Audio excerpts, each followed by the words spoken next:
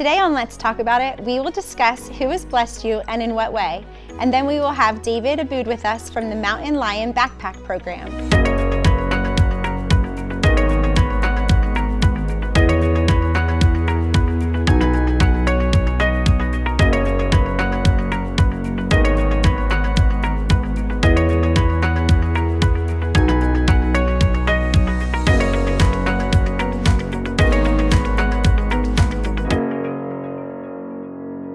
This week, I was reading in 1 Thessalonians, and what stuck out was about the love that Paul has for the church.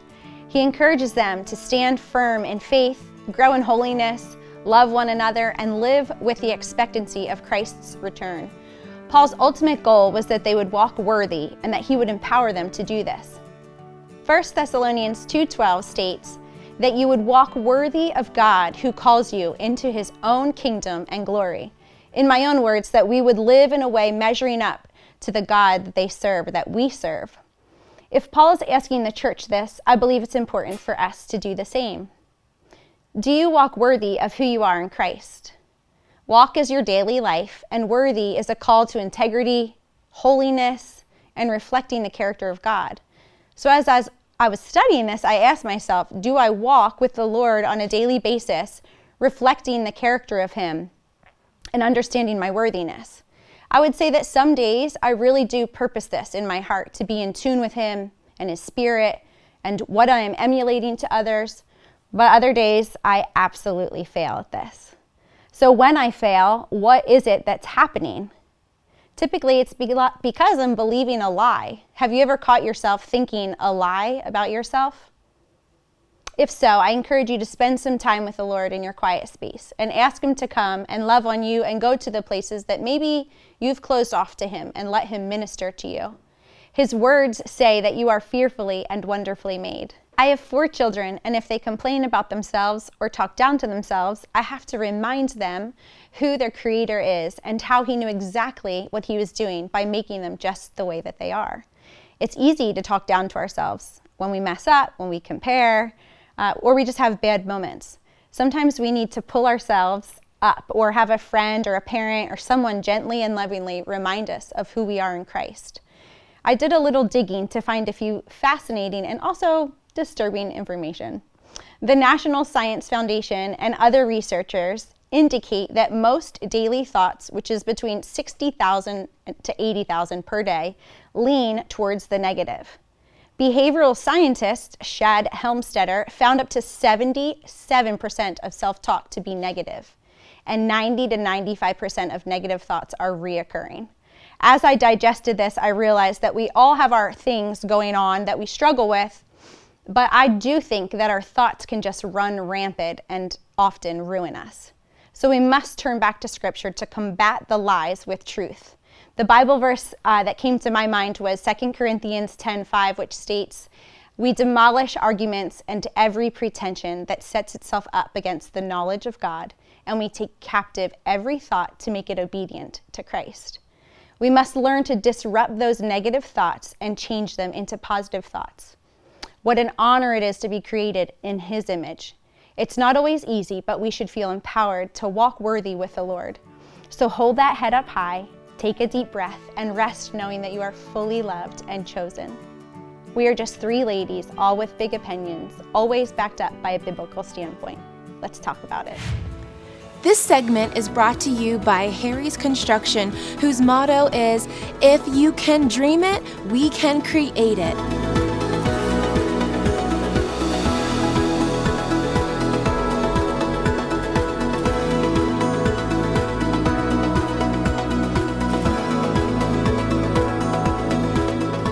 They are the kitchen and bath design experts, so call Harry's Construction for all your remodeling needs.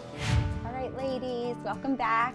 Today we're going to discuss a beautiful topic on blessings, and we want to focus more on someone that has blessed you, how they've blessed you, how you felt. Yeah.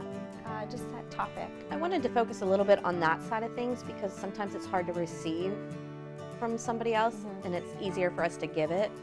And I just wanted to talk about how it makes us feel when we are given a blessing, whether it be through a gift or a word of encouragement or whatever it is. So I just wanted to kind of focus in on that side of things, Yeah, I love you that. know, a little bit more. Just a recent thing that happened to me, I think, is what brought this question about. This season of Let's Talk About It, I've been a little bit like, is it worth our time? Are people watching this? What are people getting from it? You know, and kind of feeling a little bit down, like, is it worth what we're doing? And we had a guest on the show who then sent me a card and said, you don't know how much I needed that just to be on, to share my story. I really, truly needed that. And it just encouraged my heart then. Like, she needed it, but I needed it too. Like, I needed to hear that there is a reason we are doing this, and that she felt so seen when she was on the show. That's awesome. And it just meant a whole lot to me. So that's why I want us to talk about, like, what are things that have encouraged your heart? What are things that have helped you to continue maybe to do some of the things that are hard in ministry or whatever it is, you know?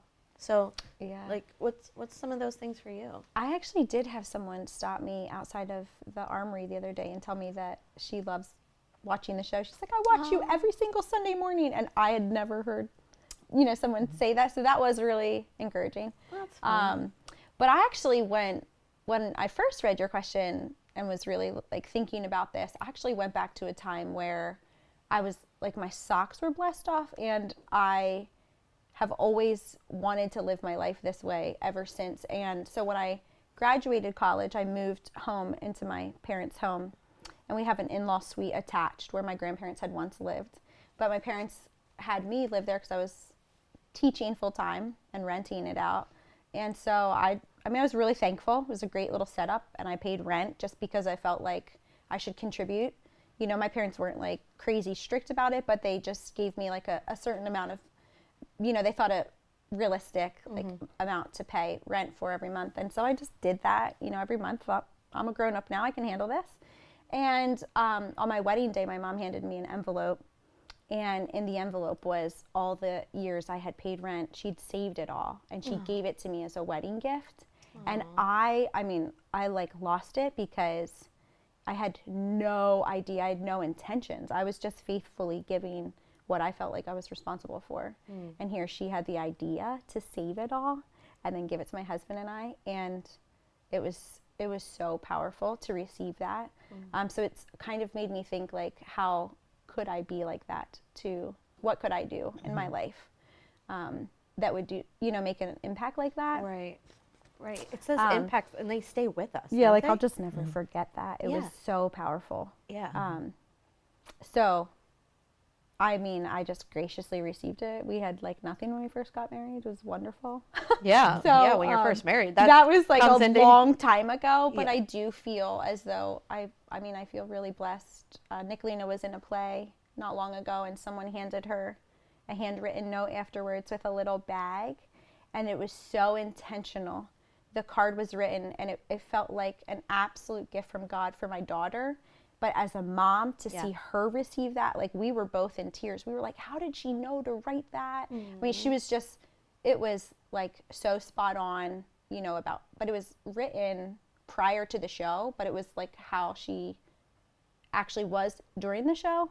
And I felt like it was just Jesus, like the kindness of the Lord to bless her. Yeah. I love that. But then it was cool because it blessed me as a mom. Yeah. Right. So that's a new season of life that I'm in, where I Absolutely. see my children being blessed, and I'm like, I'm then blessed Yeah. by that. For sure. How about Yeah. you, Teresa? You know, mine is so off the beaten path, but it's recent.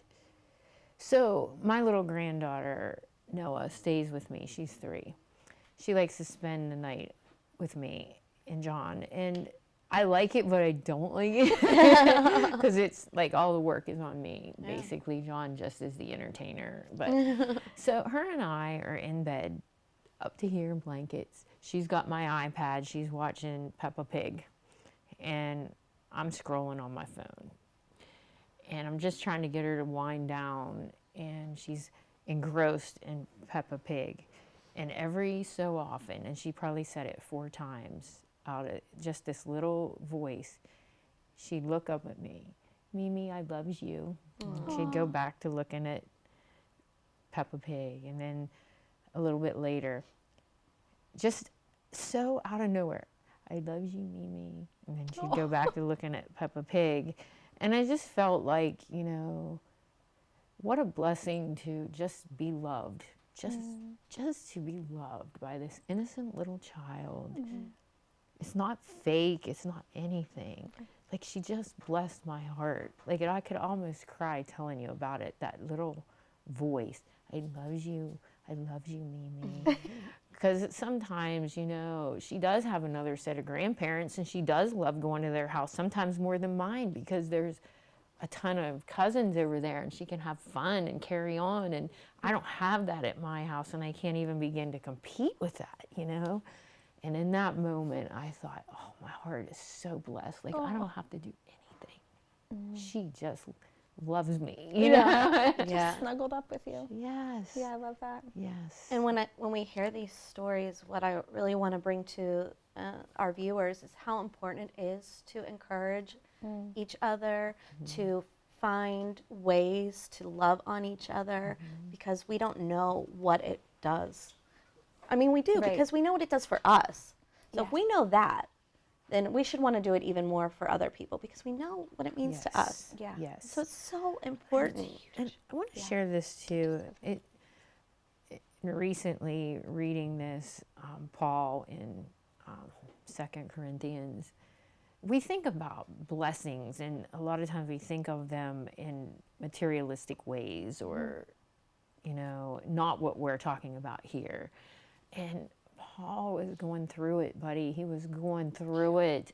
And he said, he gives this resume of heartaches and punishments and tortures. And then he says, though I have nothing, I have everything.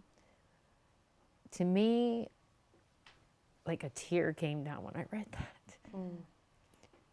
To have nothing to hang your hat on but the Lord Jesus Christ. You have it all. What a blessing to come to that realization in your heart. I have nothing in this world, yet I have everything. Right. Yeah. And isn't it sometimes it's, you know, it's not even that someone needed to spend a lot of money or anything like that. Right. It's just that simple little, okay, I'm thinking about you. Yes. Above and beyond what you're doing, I'm thinking of you. And what can I do to bless you? And how much that means to our hearts. And one thing I always think about is if there's a moment when someone's name comes to your mind, don't just throw it out like, oh, that's weird, you know, why would I? No, I really feel those are moments like, hey, act. Yes. Send a text. Send a card in the mail. People still love getting cards. My I goodness. do too. Give them a little gift. Do something, because that was meant for a reason. I truly believe that. And there's a verse I wanted to share in Proverbs 11:25. A generous person will prosper. This next part. Whoever refreshes others will be refreshed. And so, not that we do it for that reason, but as we refresh others, we ourselves will be refreshed. And I know we can all use some refreshing, right? Yes, absolutely. Yes. I know. I don't know. Do you have a quick story that you wanted to share? Oh, just, you know, I love when you were talking about kids, I love when my children, that is a big deal. When you, nowadays, you know, you don't need to bless me, bless my kids. I love it. Yeah. I love it. Yeah, I'll receive. Yeah. Your heart feels so full. For sure. Well, what an awesome topic. We could probably talk about for Oh, hours for sure. and hours and hours, but gotta end. So Yeah. thanks. When we come back, we'll have our guest of the day.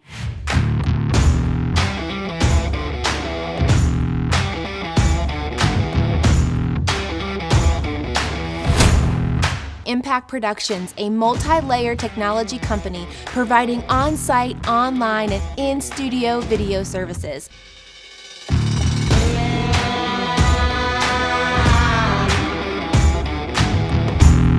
Contact Impact Productions to capture your story. Welcome back. On today's show, we have David Aboud. Good morning. Thank you for joining us. Thank you for having me. Yeah. Would you just tell us a little bit about yourself, please? I am a former teacher at LTAI High School. I taught for 41 years. I retired in 2019. I now run the Mountain Lion Backpack program here in Altoona. Yeah, Yeah, well, that's awesome. Can you tell us a little bit about the Mountain Lion program? Yes, it was started in 2011 by Heather and Jim, who had gone out to see their son or daughter in Ohio, and they saw a program, and they felt that it was important that something like that start here, where students in schools who maybe didn't have enough food on weekends would get food, so that when school came on Monday, they weren't coming in hungry. And they started with just one school. The littles felt that they needed to start slow. Right. And eventually they added on a second school, and finally all the elementary schools. Wow. So And yes, all. in Altoona, All of the elementary schools in Altoona. Altoona area school district schools. When I came on, we added on Learning Express, which is the preschool for the district. So we, about each week, pack 1,000 bags. Each week. Every single week. 1,000 Oh my bags. gosh. We give them 11 different items. I'd love to tell you that they're all healthy, but money is an obstacle. Yeah.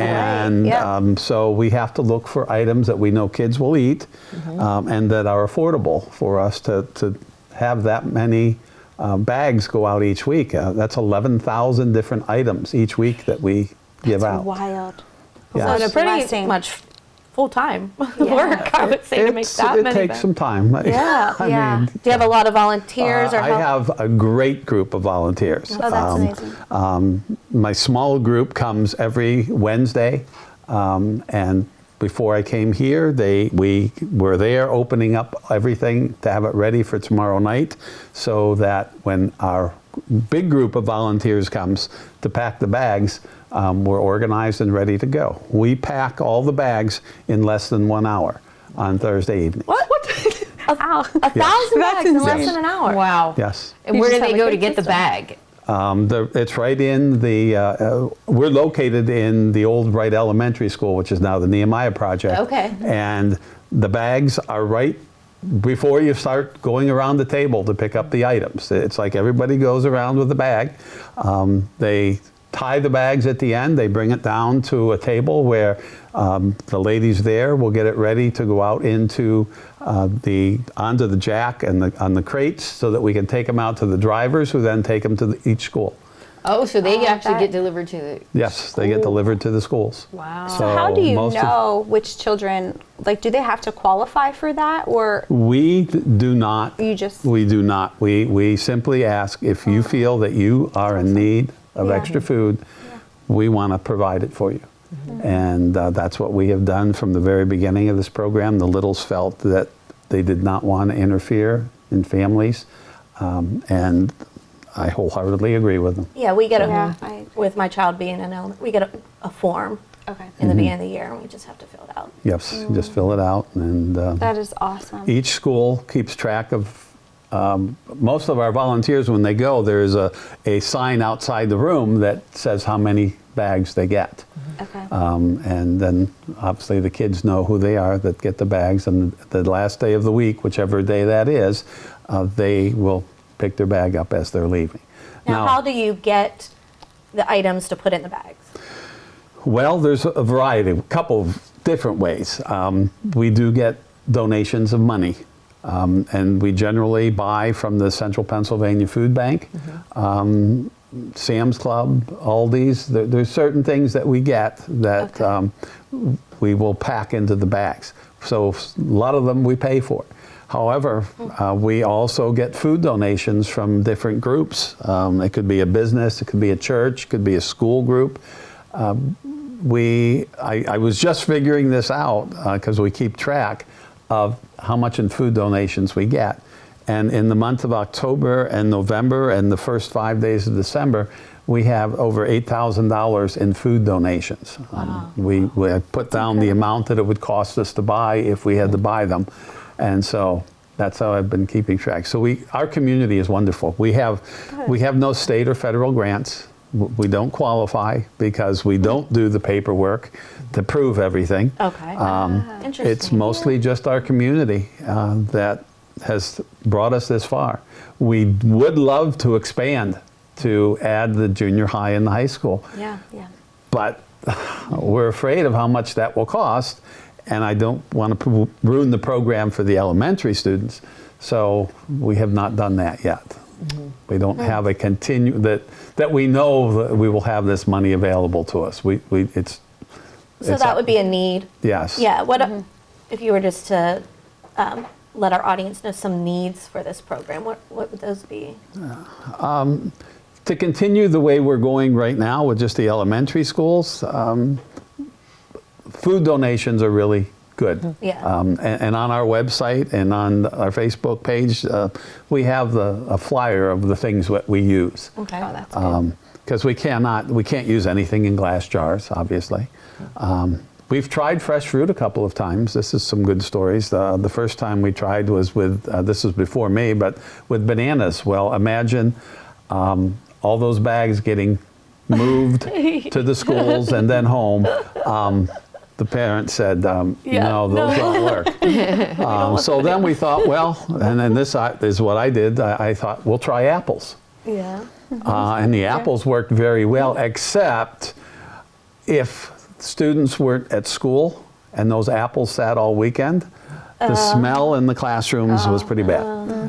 How about the little that oranges? stopped. They're a little too expensive. Oh, okay.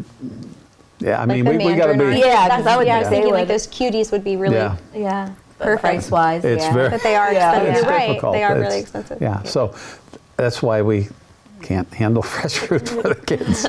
Well, they I do make get it. some great little options with that, like the fruit pouches now and Yes, the fruit applesauce. cups. We try to get Yeah. those. Be honest, the Central Pennsylvania Food Bank hasn't had any of those for a year. So the only fruit we've been able to get is, I keep putting out, when people ask us what can we use the most, I say we can use applesauce cups, fruit cups, applesauce pouches. That's the only way we've been able to get that out. The other thing we use sometimes, and we don't get it all the time, is shelf-stable milk. Shelf-stable milk will last 3 or 4 months without being refrigerated. You only need to refrigerate it when you're going to use it. Well, there were some parents who were throwing out because they thought we were sending in it and they it was couldn't. sour or something, Yes, yeah. no, it's not. But we don't get it all the time because it's hard to find. The food bank doesn't get them all the time, and, Yeah. and they can get expensive. At one point, they were 55 cents for a container of milk. Well, when you're using 1,000 a week and, adds up. and Yeah. trying to add 10 other items, which food items to fill kids up, Yeah, that's we have tricky. to, yeah. Do you make sure that it's uniform across, like the same exact, or? Not exactly, Okay, 'cause- mostly. All right. But when we get food donations, we want to use them. Yeah. Right. So, for example, the fruit, we may get fruit cocktail cups, or we may get peaches, or we may get pears. So they're getting a fruit, but not necessarily the same one. Same with cereal. There's different kinds of cereal. Right. Right. So they're going to get a cereal, but not necessarily the exact same one. Makes Yeah. sense. Yes. Just But use we what- try that they all Use what you get have. Yeah. pretty much the same. Absolutely. That is really amazing what you're doing, and I appreciate you coming. We appreciate you being here today and sharing. Obviously, there's a great need in this community. There is. So if There you're is. listening, go to the website and check out Mountain Lion MountainLionBackpackProgram.org. Yes. Yes. Well, thank you so much for joining Yes. us. Thank you for having me. Yeah, I really Love what you're appreciate doing. it. Thank Love you. your heart for kids. Thank Yeah, we you. absolutely Thank love you. it. When we come back, we'll have our scripture of the day. Made by Vogel is a father and son business that produces high-quality handmade wooden products such as cutting boards, bowls, bottle stoppers and more.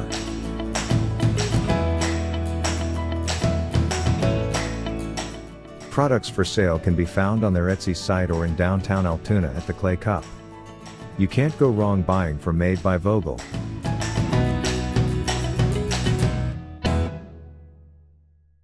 Next time on Let's Talk About It, we will discuss if there was no such thing as fear, what would we do differently, And then later we will have Riley Trinajeski join us. And I had an inkling, hey, go to Marshall's. And I was like, oh, okay, I'll go to Marshall's. And I stepped out of my car and there was a gospel tract on the ground. And I've never seen one before. So I picked it up and I kind of gave it a look at and I was like, this is an awesome tool, but it is so outdated and I wouldn't have picked it up if I wasn't a Christian. All that and more on Let's Talk About It. Since 1929, my family has helped keep your family at home. Ask for Dick's Home Care. I don't allow my disability to stop me from living the life I choose. Dick's Home Care has provided me with everything I need to be mobile. Don't let mobility challenges hold you back. Call today to learn how Dick's Home Care can empower you to live life on your own terms. Call the leader in home health care equipment, Dick's Home Care. Ephesians 4:32 says, "Be kind and compassionate to one another, forgiving each other just as Christ forgave you." This verse clearly commands us to forgive and reminds us that our forgiveness of others is rooted in the forgiveness that God has given us. I love the story of Joseph and how God went before him to preserve the lives of many. What looked like a massive betrayal became a beautiful, redemptive story that only God could write. In Genesis 45:4-5, it says, Joseph says, "I am Joseph, your brother, whom you sold into Egypt. But now do not be grieved or angry with yourselves because you sold me here. For God sent me here before you to preserve life." He could have easily retaliated against his brothers, yet he chose forgiveness, and beyond that, he chose to bless them abundantly. Forgiveness is a mighty tool in life. The sooner we learn to forgive others and ourselves, the more peace we will experience.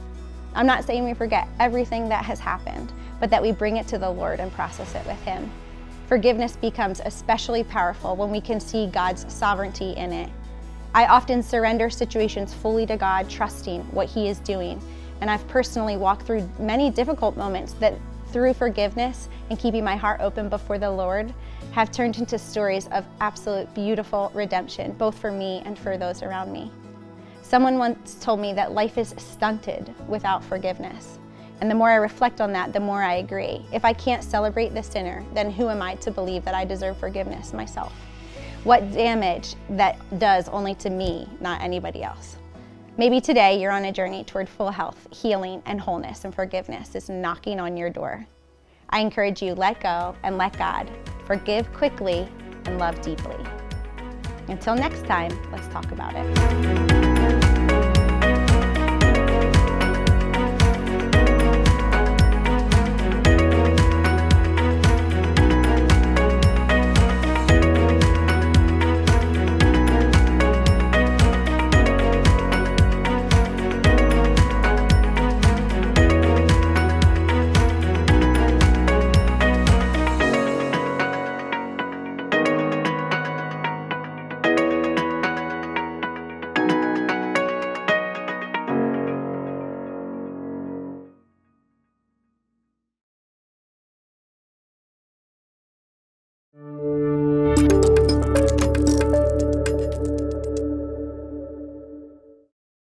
When it's time for a new roof, Champion Roofing is your best choice.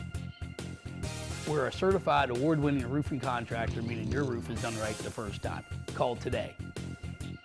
Champion Roofing, we're the solution.